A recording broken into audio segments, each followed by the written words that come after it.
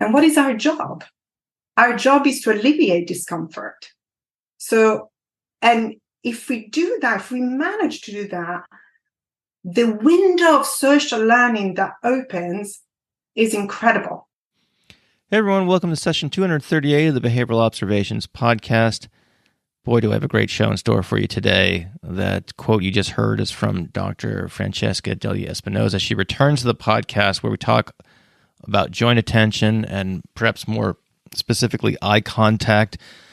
It's probably fair to say that this is a controversial topic in the treatment of autism. There are a lot of perspectives on it, and it's a topic that's been rolling around in my head for some time. I recently heard Francesca on Dr. Mary Barbera's podcast, and I'll link to that in the show notes of this episode, where they talked about joint attention and eye contact, and it really piqued my interest. At the same time, former guest and friend of mine, Rob Harvey, has been after me to get Francesca back on the show. Francesca's also talking at the Stone Soup Conference. She's going to hit on some of these topics that we talk about here. So the confluence of these events have led to this interview where I learned so much. We talked about, we kind of started out by defining our terms, what people mean when they say joint attention, talk about how it develops in the typical developmental trajectory in infancy and beyond, why the term attention may not be especially helpful. We talk about some of the neuroscience and eye tracking studies that have examined the development of eye contact in typically developing and autistic populations. We got into some really pragmatic aspects of this topic, and that's closer to the end of the episode, so you want to make sure to listen all the way through. So we talk about ways to make social interactions more reinforcing. We talked about why eye contact should be thought of as a reinforcing consequence and not necessarily as a response per se, and some strategies to foster joint attention in the context of learner assent.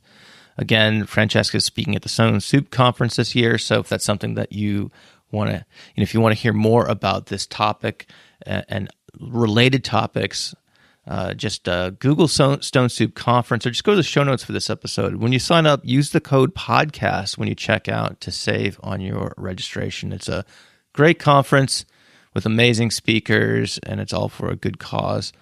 And if you're not available on the day that the conference is going down, you can get the whole conference on demand afterwards. It's really cool how they do that.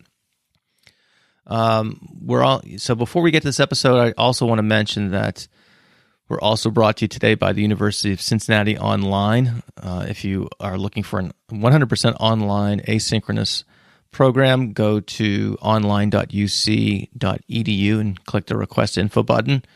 We're also brought to you by our friends at Behavior University. Their mission is to provide university quality professional development for the busy behavior analyst. Learn more about their CEU events, webinars, supervision courses, RBG courses, and lots more over at behavioruniversity.com/observations. All right, that's it for opening remarks. Let's get right to this really informative and fun conversation with Dr. Francesca Degli Espinosa.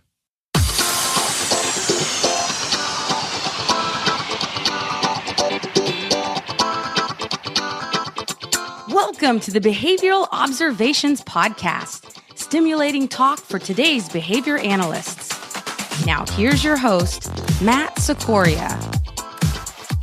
Dr. Francesca Degli Espinosa, thanks for returning to the Behavioral Observations podcast. How are you doing? Good, Matt. Thank you. How are you doing? I can't complain. It's we're recording this in September of 2023. I know others might return to this episode, who knows, several months, several years down the road. But as far as the present moment is concerned, it's back to school time and all the things that go along with that. So it's a busy time in the Sicoria household, as it is in, I suppose, many others. So, but yeah, doing great. I'm really happy to have you back. And we got a lot of things to talk about. You were recently on Dr. Mary Barbera's podcast. You guys had a really fascinating conversation about joint attention, and that kind of coincided with some things that I've been thinking about recently about eye contact. I've seen a lot of things online about whether or not eye contact should be taught. the potential harms of it, et cetera, et cetera. And at the same time, there's research that shows that there are benefits to it and things along those lines. So I kind of want to dive into that and get beyond the social media infographics that sometimes unfortunately guide our decision making in this process. When I say our, I mean the collective field, I feel. And I know one of the things I've always enjoyed about speaking with you is that you pay very close attention to the research, the established research in this area. So I try my best. There's a lot. There is so much. Yeah. Maybe we can talk about that too. So, but what I want to do is just kind of get everyone grounded on the same level of terminology. So I know the general topic you were talking about with Mary is on the topic of joint attention.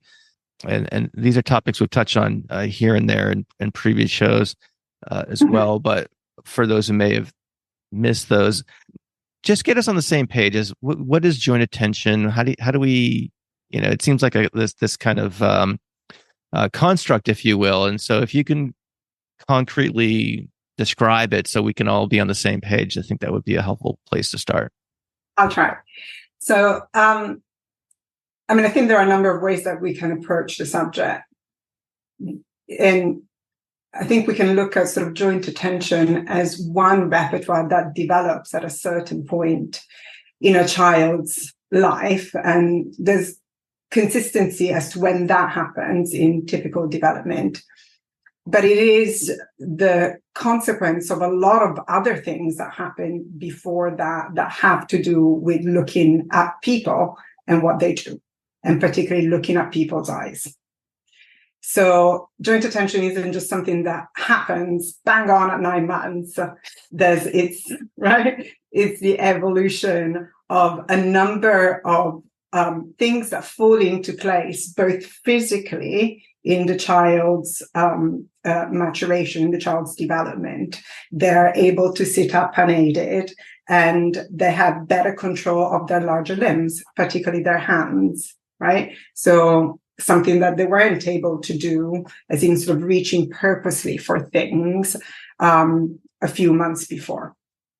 But in terms of the looking behavior, which is an inherent part of the definition of joint attention, there's a preference for looking at people in people's eyes from birth, right? So we are genetically programmed to pay attention to people, and particularly to people's eyes, because they give us information about the world. It is important for the infant to look at where people are looking. And we are born with this capability. In fact, it is a necessary survival skill in a world that is social, that is based upon learning from your conspecifics. So eye contact is a necessary part of joint attention. I think that's an important bit, but I think we do need to define eye contact, and we can do that after I give the definition of joint attention. But I think that's an important thing, because eye contact is not the behavior. Eye contact is the consequence. That's an important aspect. It's contacting the eyes is the consequence of a behavior. Eye contact is not the behavior. And so we need to look at it in terms of a contingency.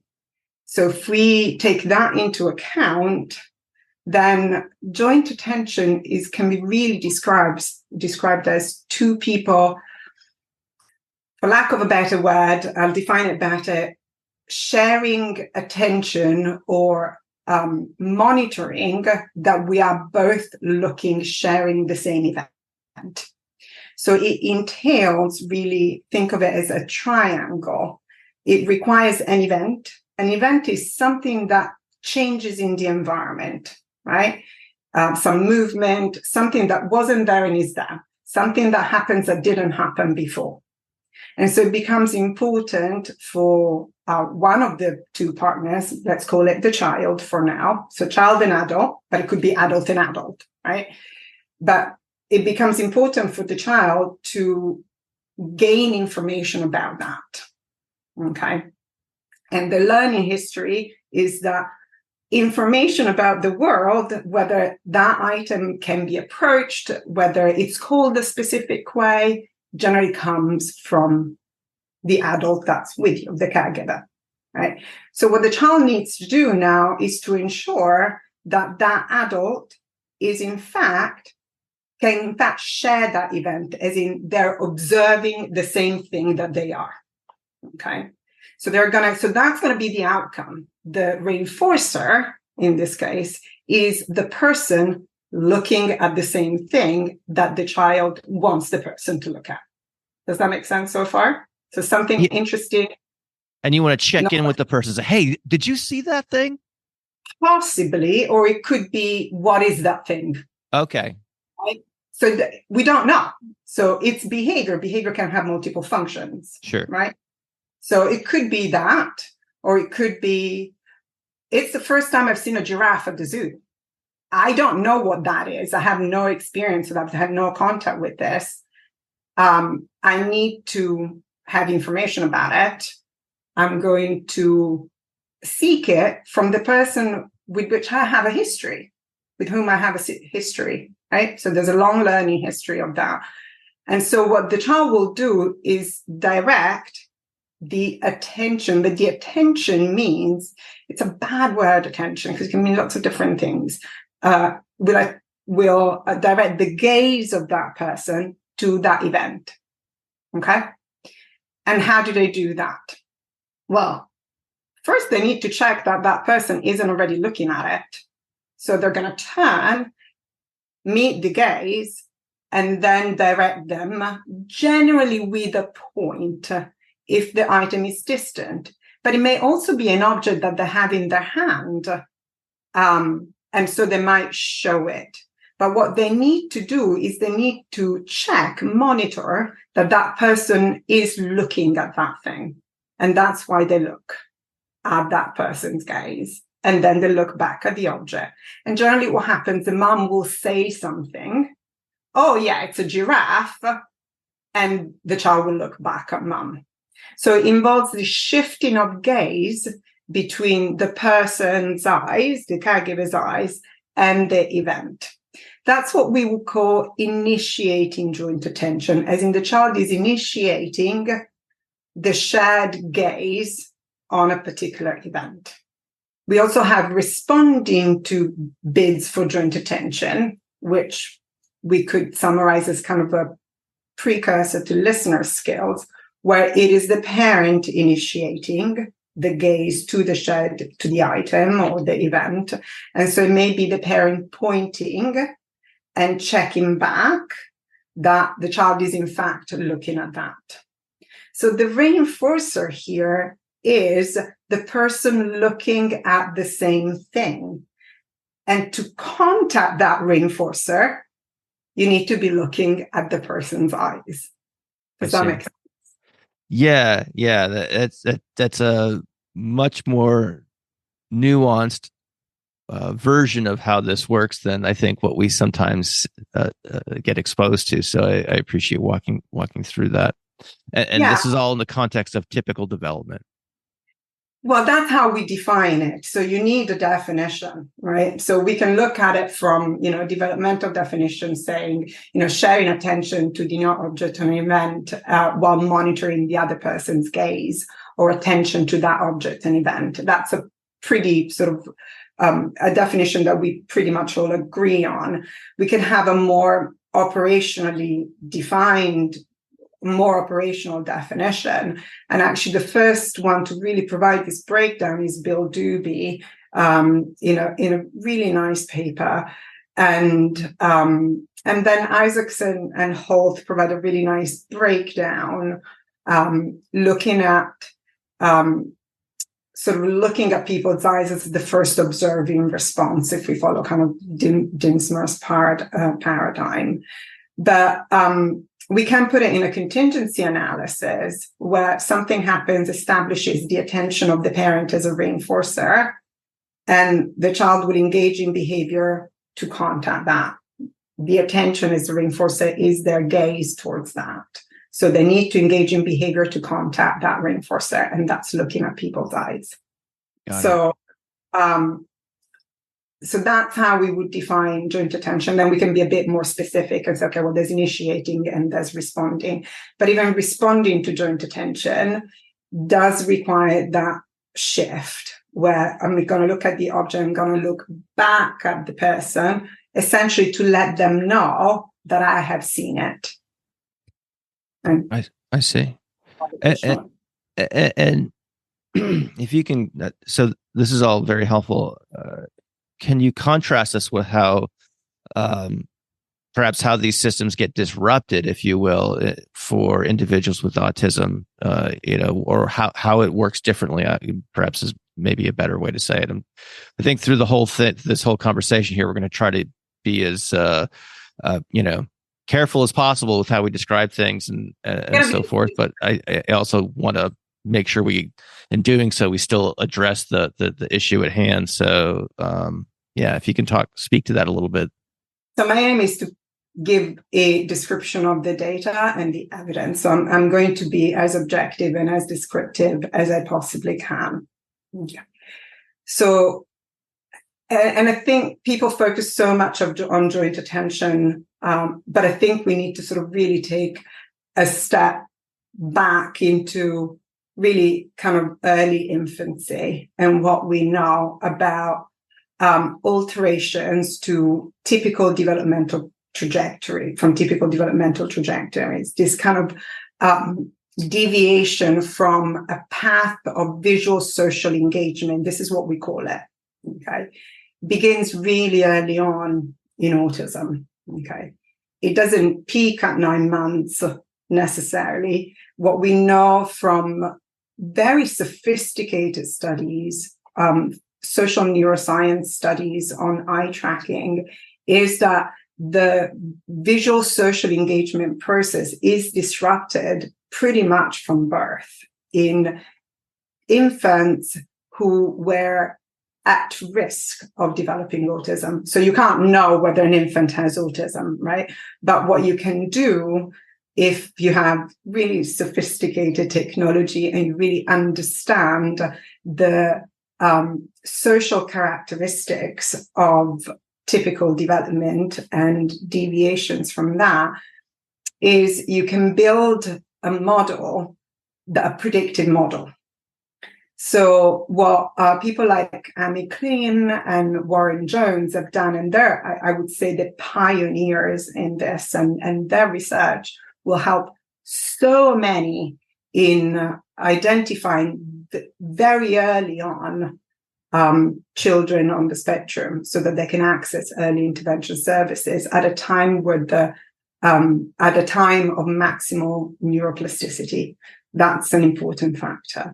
But what we know is that in children who were later diagnosed with autism at 2 and had been followed for the first 2 years of their life, we see a reduction and sometimes absence of looking behavior at people's eyes, right? So, and this is done with hundreds of kids. So it's not 2 or 3. Okay, this is research that's been going on for 10 years, that's just coming to its peak. And it's pretty extraordinary data when you look at what typical infants, so pre-verbal behavior, right? When they're presented with a social scene is people moving and engaging in social interaction, peers or a caregiver giving care to their baby. What do babies look at?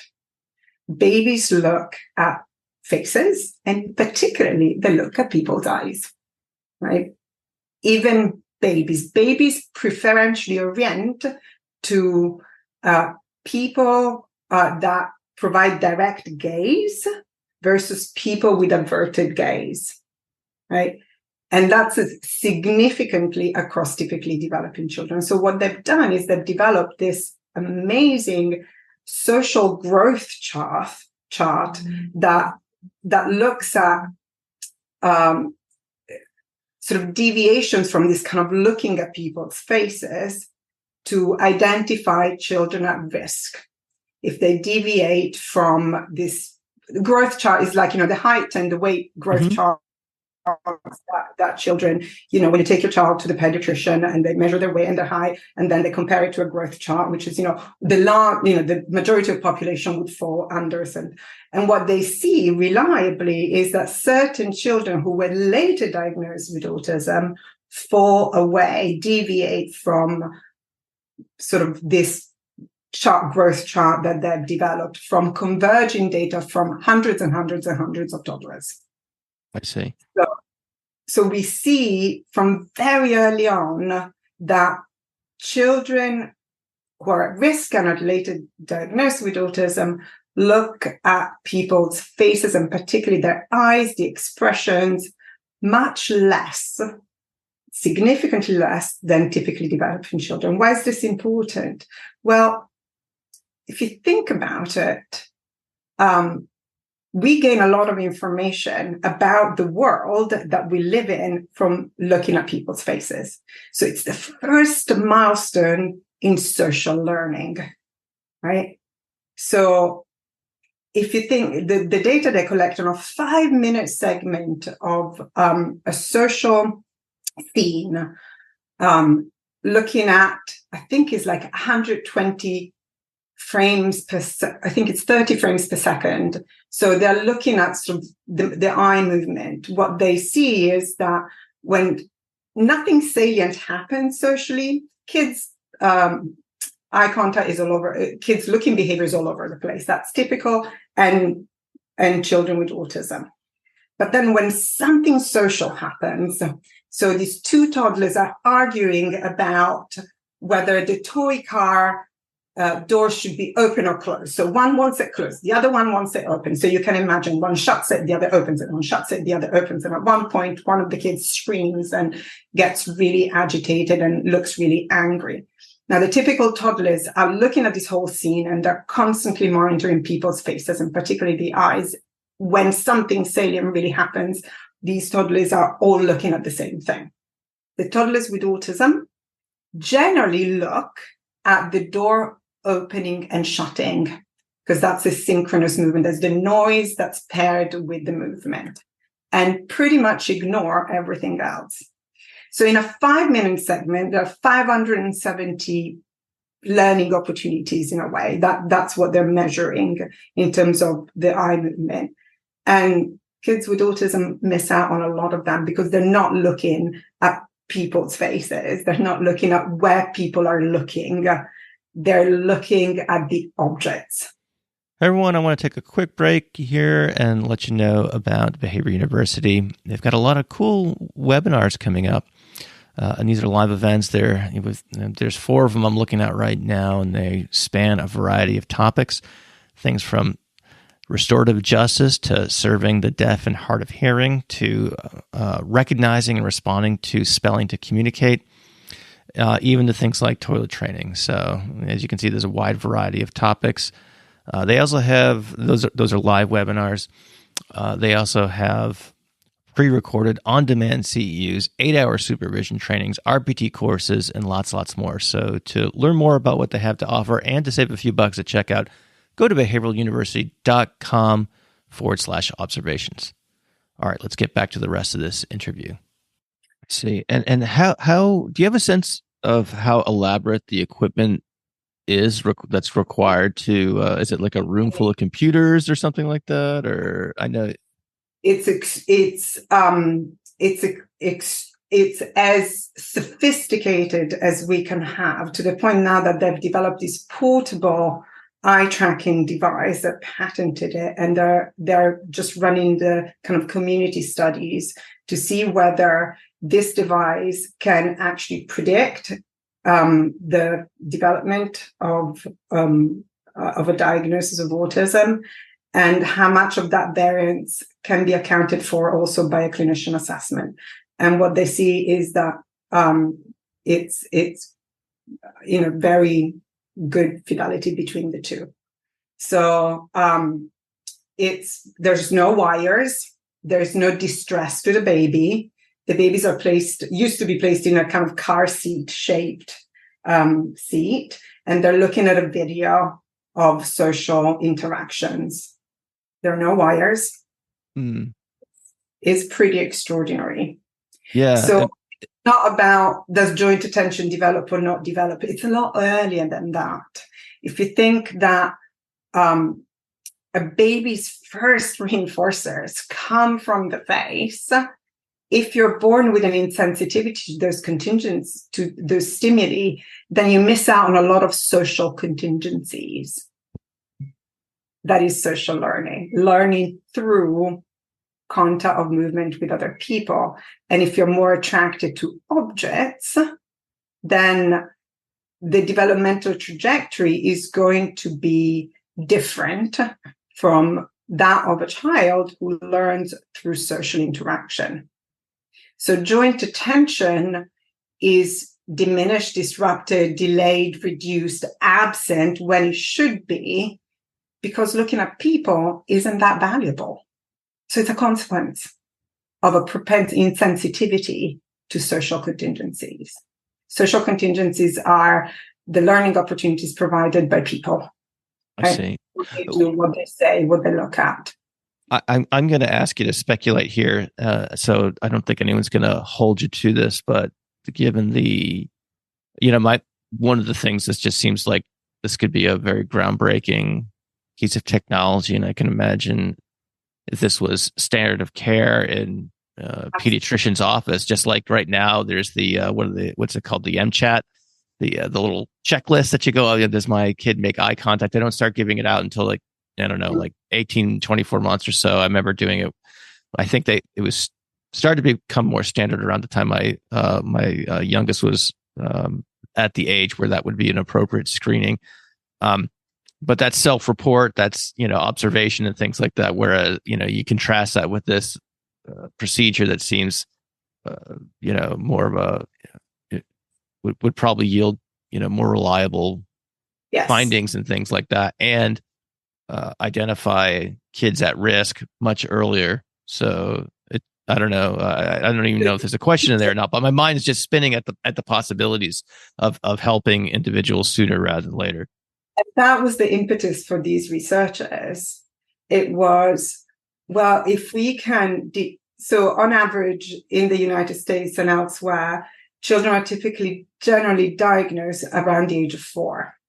Which means that they're now beyond the realm of very early intervention, 0 to 3. But also there's a critical period of neuroplasticity that really happens in the first year of life, and particularly between 16 and 18 months, right? So I'm not a neuroscientist. I just know a few things, but that's the time for maximal learning.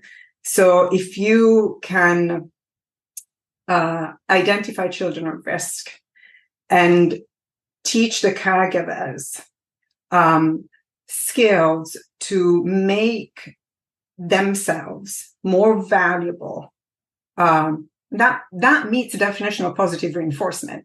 So we engage in behavior because we meet a reinforcer, right? Okay. So if we think of, looking at people's faces as acquiring those discriminative functions as well as the reinforcing functions, then you're naturally going to get children looking at what people do and what they say and what they look at much more, which means that then children are more exposed to picking up those social learning opportunities throughout the day. So yes, if we could have something like that, perhaps not in every pediatrician's office, maybe I'll get to that, but it would enable early detection at a time of maximal learning potential.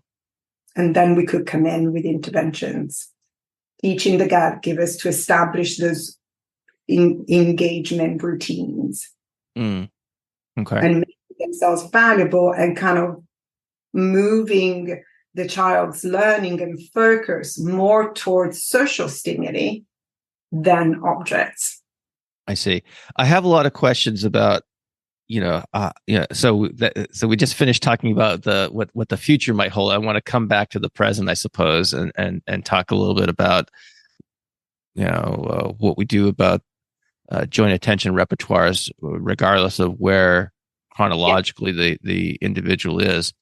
Before we do that, though, I want to just engage in a little commercial behavior here, because I know you're speaking at the Stone Soup Conference. You've got a lot of other events coming up as well.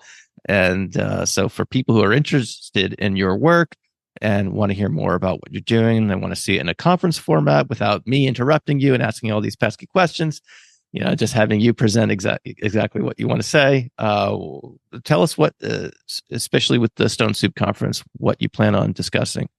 I'm going to be discussing the work I've been doing in establishing early social responding and establishing the reinforcing value of people as sources of both information, so SDs correlated with positive reinforcement through what I call a social chain account.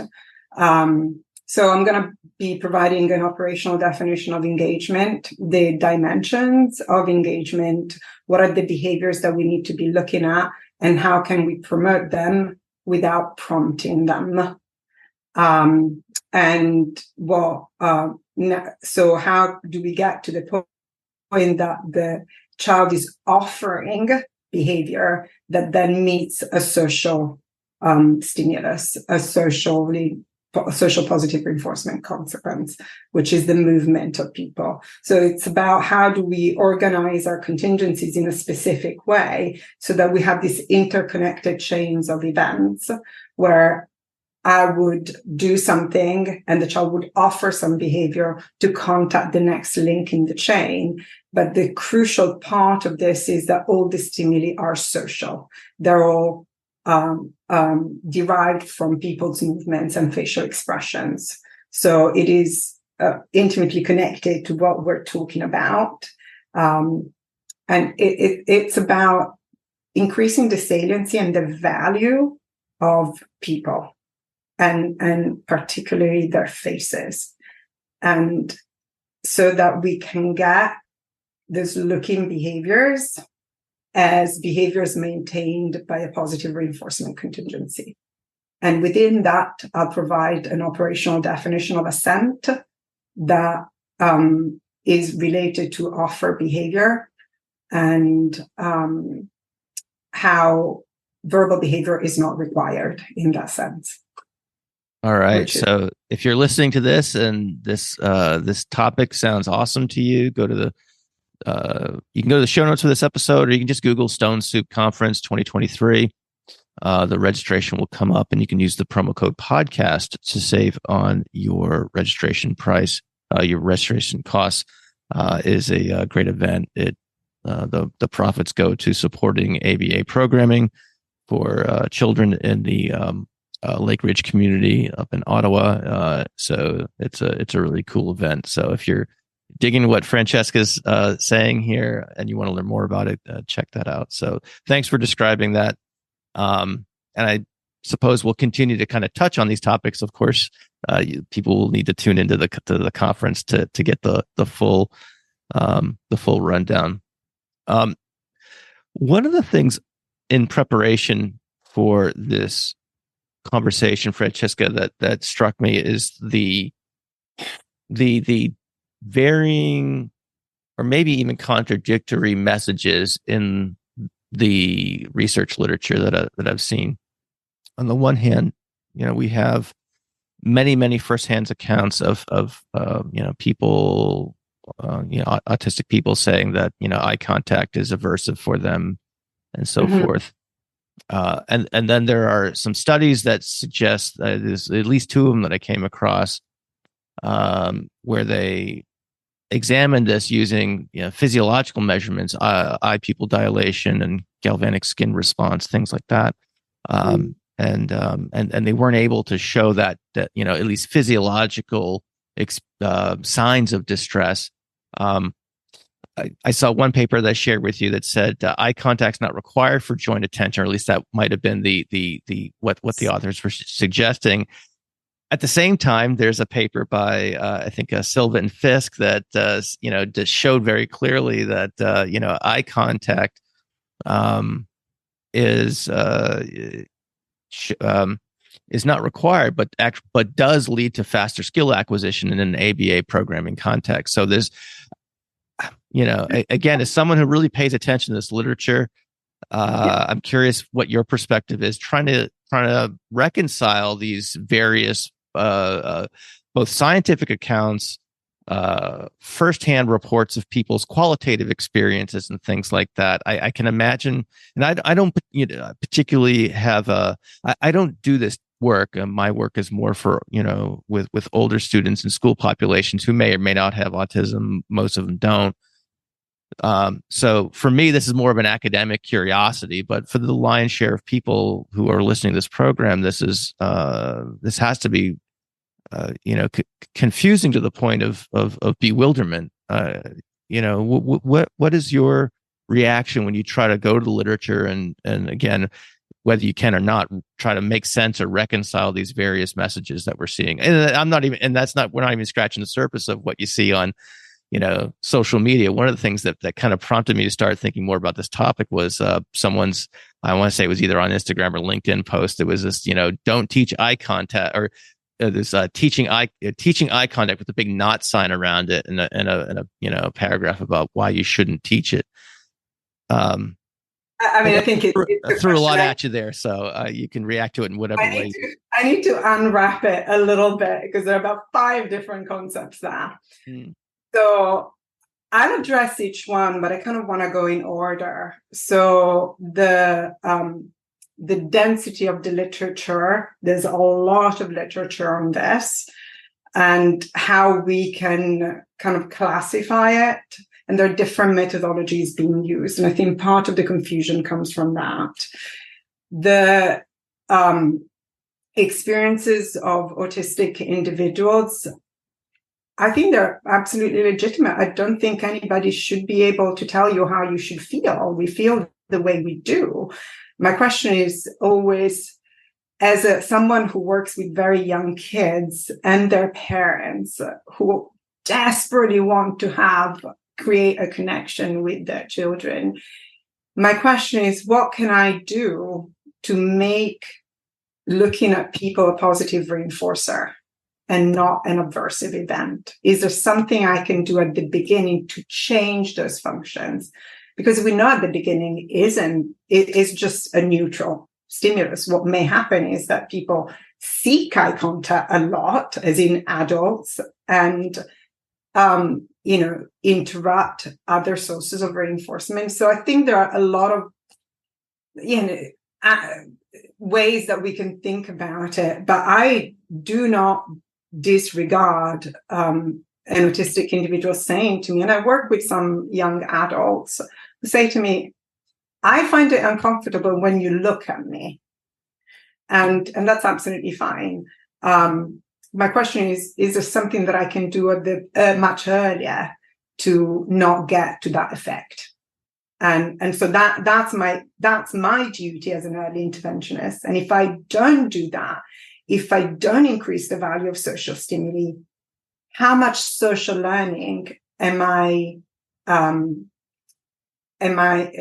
how much social learning are you going to miss out on? And what are the consequences of that? So I think for me, it's an ethical question of what does it mean to do socially significant intervention, achieve clinically significant outcomes in young individuals with autism? I think it speaks to the applied nature, the dimension, the generality dimension of our. So, and the third part that I would answer is you can't teach eye contact because eye contact is a consequence. So it's just the wrong question. I think we need, so the better question is, how do I make eye contact? What technology can I use to increase the value, the positive reinforcing value, so that there's going to be seeking behavior of looking at people's faces? And also we need to define what kind. Is it someone looking at something else? Is it someone looking directly at you? What dimension of looking at people's eyes do we want to focus on? And this requires a molecular analysis. And this is what what we're good at. Okay, we're good at this stuff. And that's why I try not to go on social media as much as possible. But so if I answer the first part of your question, the literature is vast because many disciplines are interested in this topic. So you have neuroscience that has great interest in this topic. In fact, looking at social stimuli is really the main marker for social neuroscience, right? Is the window into social neuroscience. The whole eye tracking technologies, as tells us something about what people find important because they're looking at it, right? So there's that, and that's a complicated literature unless you have that kind of training. I really struggle reading that. I need literally, neuroscience for dummies kind of thing. It's I try, but I often get lost. So I try and listen to summaries or prominent neuroscientists like Klin giving talks, because he's just really good at breaking down the hard stuff, the sort of epigenetics of it, how genes are synthesized into proteins that lead to kind of neural activity and all of that. I think I understand it when he talks about it, and then it's gone. I can't. Oh yeah, I know the feeling. So you have that requires pretty extensive, a pretty extensive verbal repertoire in that subject. Then you have the cognitive developmental literature. So these are psychologists looking at the sort of mechanisms, trying to infer mechanisms from observable behavior. And as behavior analysts, we have a bit of a problem with cognitive psychology, but the bulk of the literature comes from that. And in fact, they've made the biggest contributions on the literature on joint attention and identifying mutual visual social engagement as an important characteristic that's then led to diagnostic tools such as the ADOS, the Autism Diagnostic Observation Schedule, which is largely based on offering play type opportunities and looking at, so we say we press for behavior, we provide an opportunity to respond in a certain way, and then we look at the level of engagement the child provides in response to that. And sharing gaze is a big part of that. And it should be, because that is one of the main markers of autism in early years, which is, when we would use the ADOS. So you have the cognitive developmental literature, mainly group studies with a statistical analysis, right? So what it does is it silences the individual, right? In fact, the outliers are generally removed. So you have that, and that's hundreds of studies, and they're looking at the development of joint attention, its correlation to language, for example. From that, then you have meta-analysis, which is summary studies, taking all of the data from these studies, trying to find order. But of course, all of these original studies that are then put together in a meta-analysis may use slightly different definitions of joint attention, slightly different measurements. Some would be, someone scoring a videotape. It might be eye tracking, wearing a sort of an eye tracking device, the participant. So it's very hard to find order in that. And they may also be asking different questions. So that then you have these. And then, of course, you have individual experiences. And the two studies you're citing about the extent to which autistic individuals and typical individuals find direct gaze aversive are relatively new studies. So they're not really old. And they're very well conducted. Their methodology is sound. And what they're measuring is the how much looking is happening in these two groups, let's say 40 individuals, typical adults and 40 autistic adults, how much looking there is in a speaking task, for example. And in one condition, which is direct eye gaze condition, so the experiment is basically directly looking at them, and in an averted gaze condition, which is when the experimenter is looking away. So they're looking at sort of, how much is the participant looking, and they're measuring. And I think it's an SCR, which is a skin conductance response. And so what they're saying is, again, these are group studies, so that's an important element, because the individual aspect is silenced by statistical analysis. And what they found is there's no difference in the amount of looking between the typical and the autistics, but more importantly, there is no difference in the SCR. So in the skin response, which is you would see an increase, either hyperarousal, I think, if it was a fearful stimulus, and you don't. In fact, you see an increase in the typical adults, in the typical adults in the averted eyes condition, where they're just finding it particularly aversive to look and not have the eye gaze met. And so they're kind of being a little bit insistent, and they report. So it's a protocol analysis. Afterwards, they report on their experiences. That was super interesting.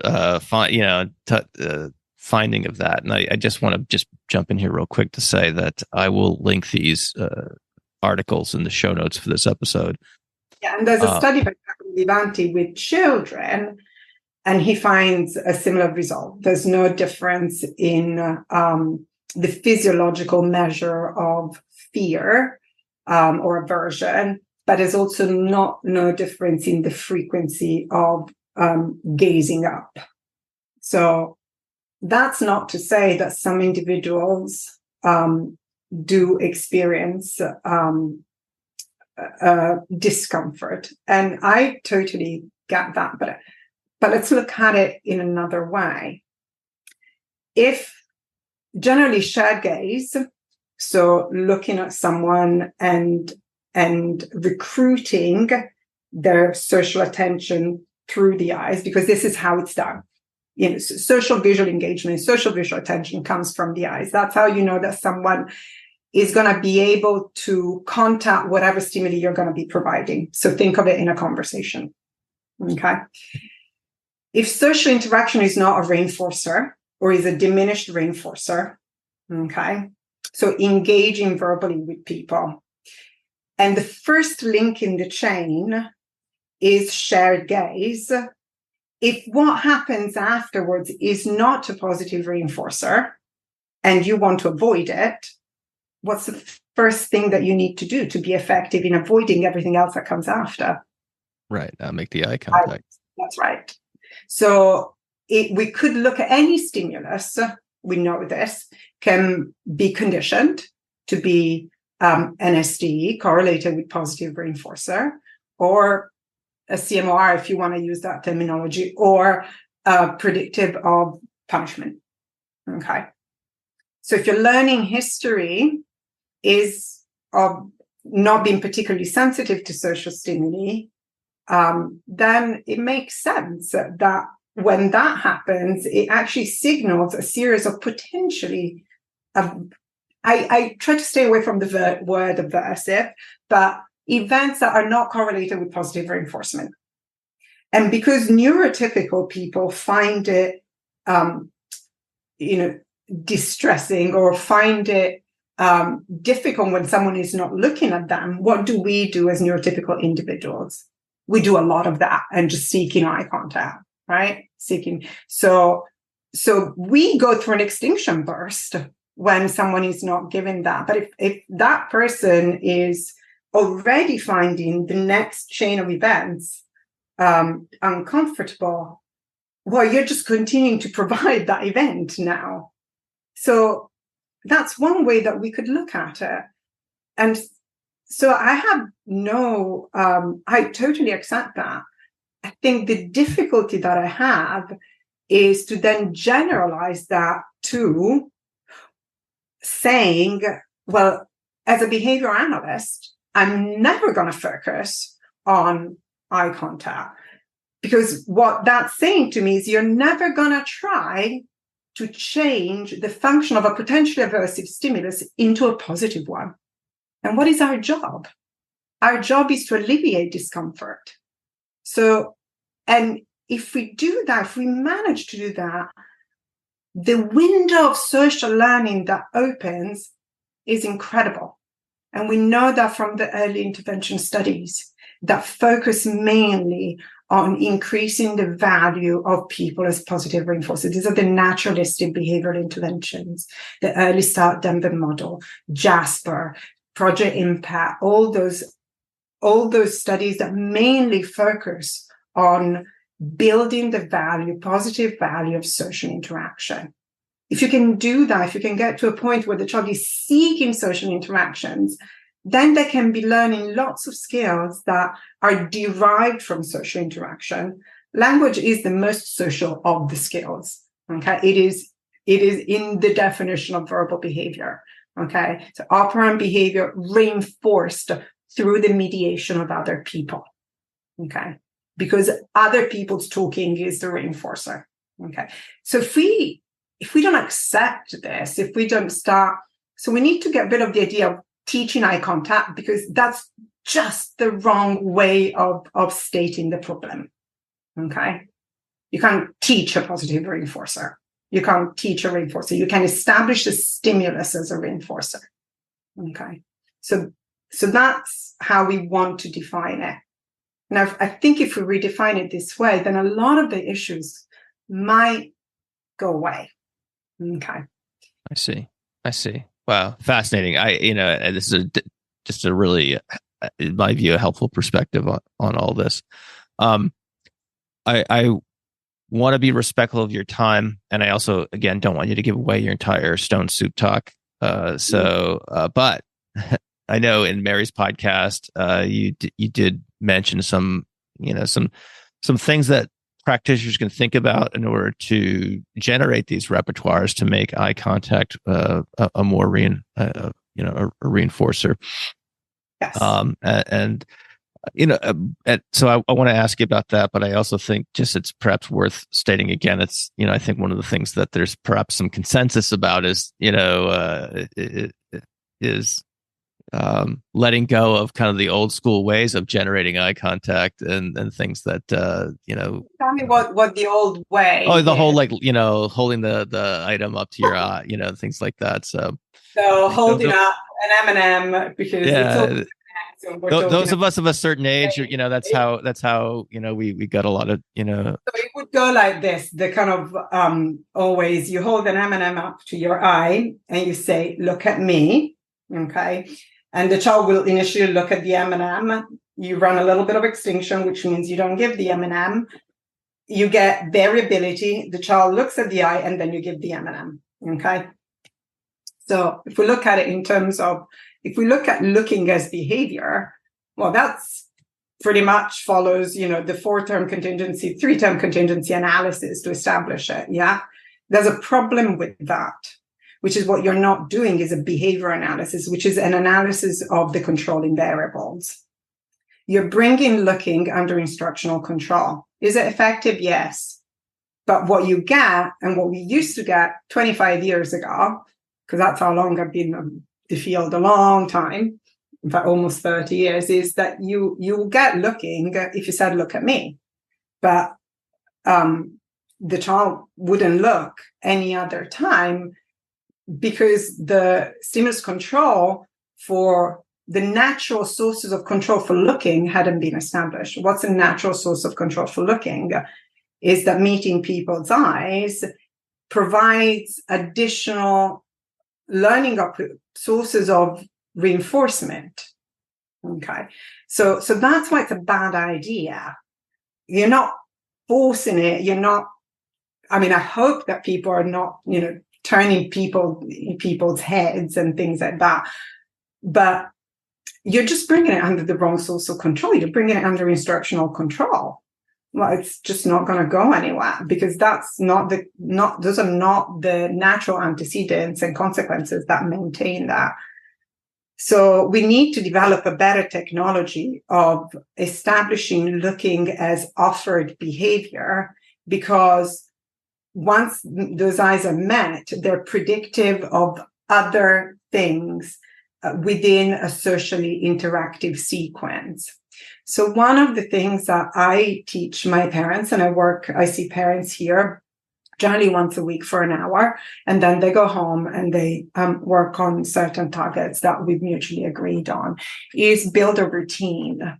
So a routine is a predictable sequence of actions and we particularly talk about a social routine. So the various links in the chain, that's what we call it, a social chain, all have to do with the parent's movement. So it may be something as simple. I saw a child this morning, and they built this beautiful routine where the child really likes lining up cars. That's like one of their favorite things. So we have the cars on a table away, and then we have the slide about 2 or 3 steps away from the table. And initially we have the cars, okay? And we hold the car up.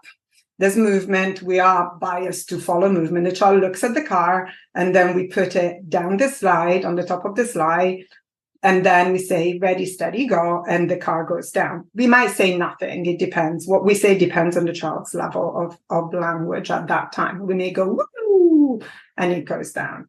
The child picks up the car and takes it to the table and puts it there. Then once they've completed that action, then they're now expecting, another car, because the reinforcer is lining things up, right? So there's a natural reinforcer for the child there. But all the steps before are predictive of that, achieving that reinforcer, which is seeing all the cars lined up. So we now have lots of different links where we can do something. And all these links are related to someone's actions. Okay, so seeing what people do becomes relevant because they're predictive of them being able to line up these cars. So the child puts the car on the table, and then they turn to the place that's been conditioned for the reception of the reinforcer, receiving the reinforcer, which is the car. So they're going to turn to the slide. As soon as they turn, so that's one action, the therapist will then hold the car up and do another action. So as far as the child is concerned, they are making that therapist move by turning, right? Then the child comes close, okay? We give the car, or we put the car and the child then may, push it down. The car is down. That's one action. The child goes and picks it up. And what we start doing very gradually, instead of holding the car up when the child turns, is the child is now expecting the car is going to come from above, right? We just wait 1 second. And what the child does now is they orient to the place where they've seen the car before. And then the car appears. So the child is now offering additional behavior, now orienting to the person to make the person do something, which is to make the car appear. And then we put it on the slide, and we don't do anything now. We wait. And what the child is going to do, hold on a minute, it's not going down. And they're going to orient again. And then we say, woo. So through first establishing a chain, establishing a predictable sequence of interconnected actions, we can then start leveraging the predictability of this, where reinforcement is coming from, where we placed ourselves to establish more behavior that is not prompted, but is offered.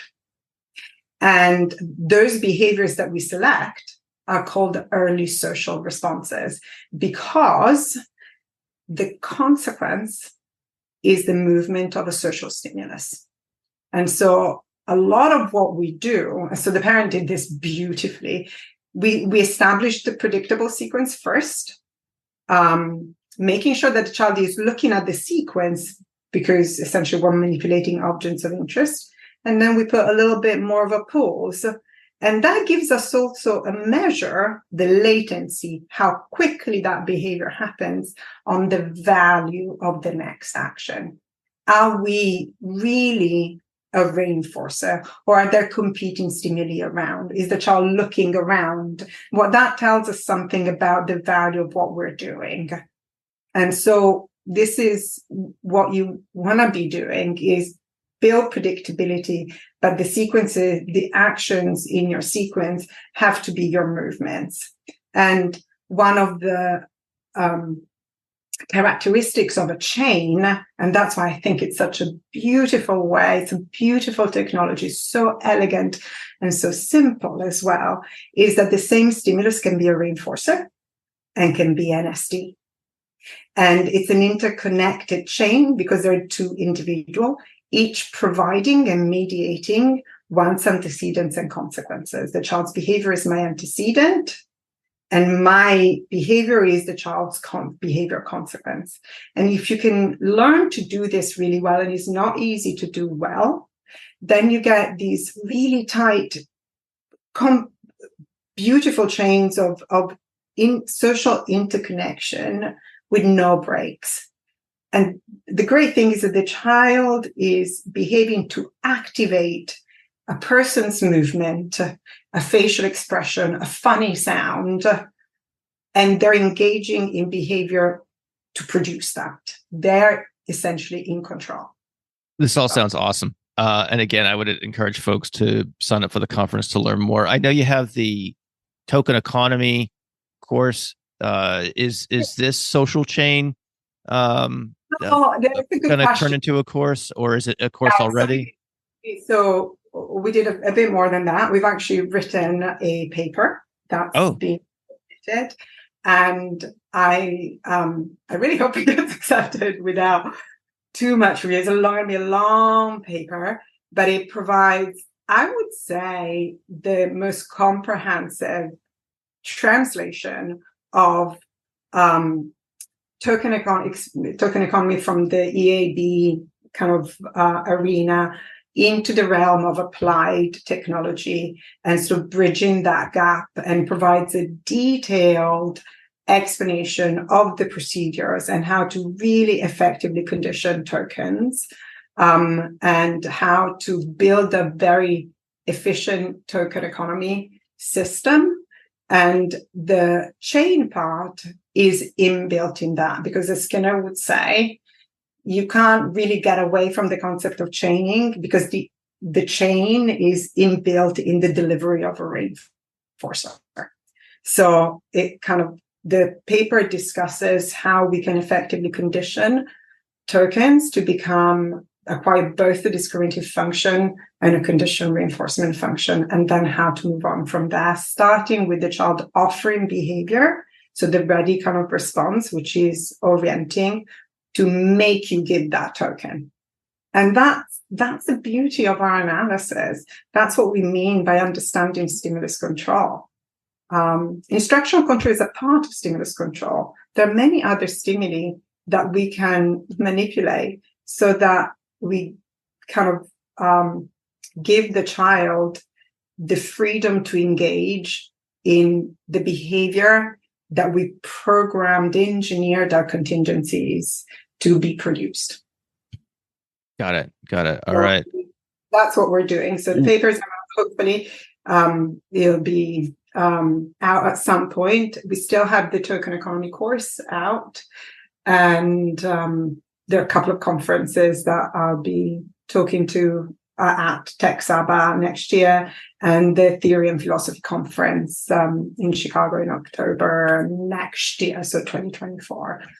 So these are my engagements, as well as the Stone Soup Conference next month.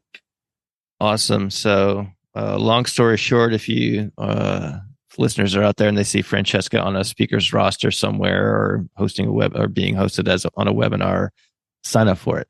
Yeah. All right. One last question before I let you go.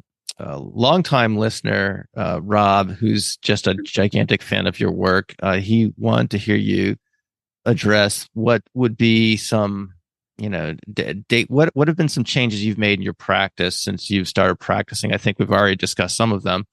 And I guess not to editorialize your question, Rob, here too much, but what has been your perspective on evolving your practice over the years, taking into new account new findings, new reactions from the stakeholders, et cetera, et cetera? If you can just speak to your maybe the broader question is, what's been your evolution as a clinician? Well, my practice has undergone a lot of changes, as it should, because more research is provided. Clinically, you grow and you meet more diverse populations, each with different challenges. I think the sort of first major change has been going from a UCLA model to one that incorporated more Skinnerian account of verbal behavior.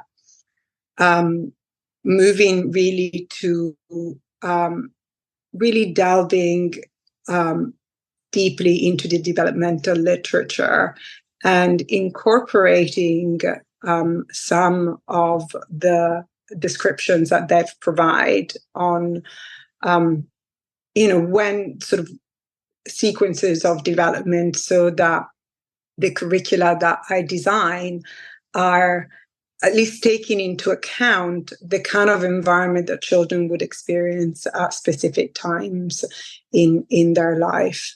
I think this is something I've said before, maybe even on this podcast, but I think it's really important that we go outside our own bubble, our own literature, because there's a lot of amazing research being done outside our field. And this doesn't mean that we abandon behavioral explanations, but that's the power of behavioral explanations, is that we can look at a complex phenomenon and provide a conceptual analysis of the contingencies. And from such an analysis, then we can derive effective procedures within the boundaries of, obviously, our own, our field's ethics. And so I think that's been really the biggest change that my practice has undergone, is being open to reading and learning from other colleagues that may be looking at the same event, but from a slightly different lens, and, being open to looking at things in a slightly different way. I would say that that's sort of the biggest change. I try to not fall prey to social media contingencies. That's been the promise I've made to myself as a practitioner, is to always be relying on the data and an analysis of behavior. Because I think if we do that, if our goal continues to be alleviating human suffering through scientific methods, then we can continue to do our jobs effectively and ethically. All right. I can't think of better words to end on. This has been great. Thanks for coming on again. I always learn so much when I chat with you, and I know the audience does too. So look forward to seeing your talk at this year's Stone Soup Conference. Thanks, Francesca. Thank you, Matt. Thank you. Thank you for listening to the Behavioral Observations Podcast with Matt Sicoria. You can find Matt's notes on this episode at www.behavioralobservations.com. We also invite you to stay connected with us on Facebook at facebook.com/behavioral observations and on Twitter at Behavior Podcast.